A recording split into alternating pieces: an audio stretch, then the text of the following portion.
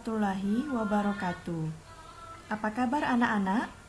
Semoga pagi hari ini kalian masih tetap semangat ya dalam mengikuti pelajaran.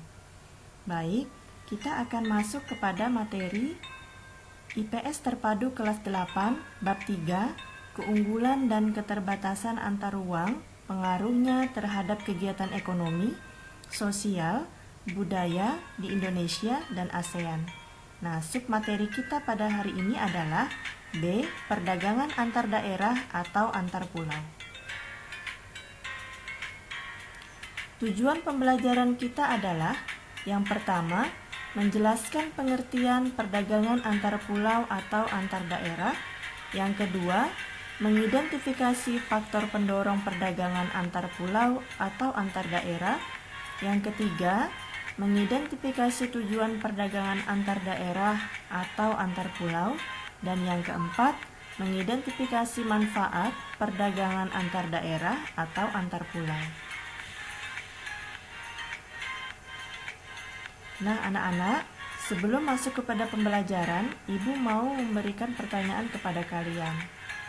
Ketika jembatan Kutai Kartanegara runtuh, bagaimana kehidupan perekonomian dan kehidupan sosial masyarakat Tenggarong Kota dan Tenggarong Seberang?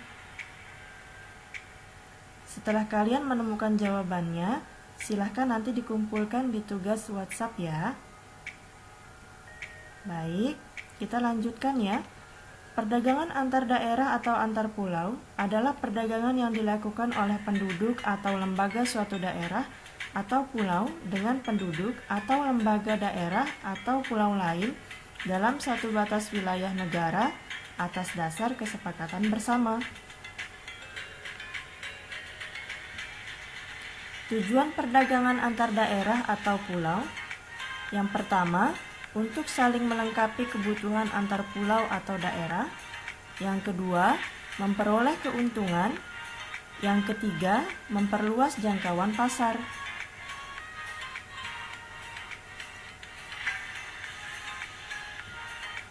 Faktor pendorong perdagangan antar daerah. Yang pertama, perbedaan faktor produksi. Yang kedua, perbedaan komparatif dari harga barang. Yang ketiga, perbedaan sumber daya alam.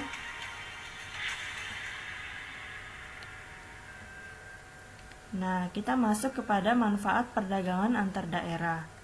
Meningkatkan presentasi kemakmuran dan kesejahteraan suatu pulau atau daerah, terpenuhi segala jenis kebutuhan yang diperlukan pulau atau daerah tertentu, terciptanya lapangan kerja yang luas, menyediakan alternatif alat pemuas kebutuhan bagi konsumen.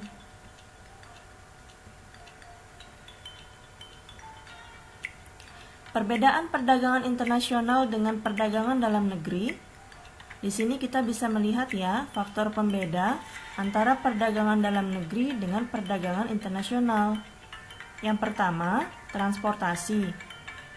Lebih murah dibandingkan dengan perdagangan internasional.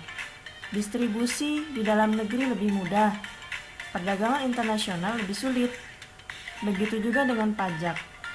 Di dalam negeri tidak ada pajak ekspor-impor, tetapi perdagangan internasional selalu dikenai pajak ekspor-impor. Transaksi.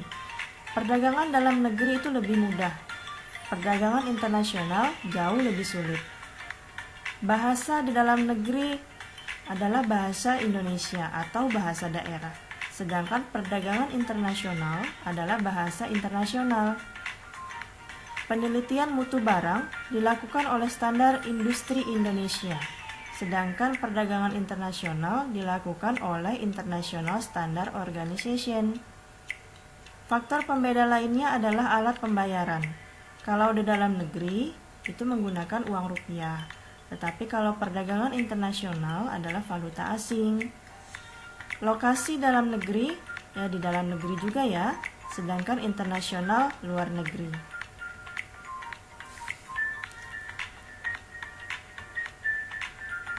Baik anak-anak, perdagangan antar daerah dari 34 provinsi sangat berpengaruh pada produk domestik bruto PDB yang ada di Indonesia.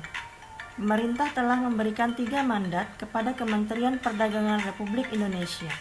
yaitu 1. Menjaga ketersediaan dan stabilitas harga bahan pokok dan barang penting. Yang kedua, mengutamakan penyerapan produksi dalam negeri. Yang ketiga, meningkatkan ekspor dan menjaga neraca perdagangan serta membangun dan merevitalisasi pasar-pasar rakyat. Nah, anak-anak, cukup sekian dulu ya materi kita kali ini. Selanjutnya nanti kita akan bahas minggu depan. Ibu akhiri, wassalamualaikum warahmatullahi wabarakatuh.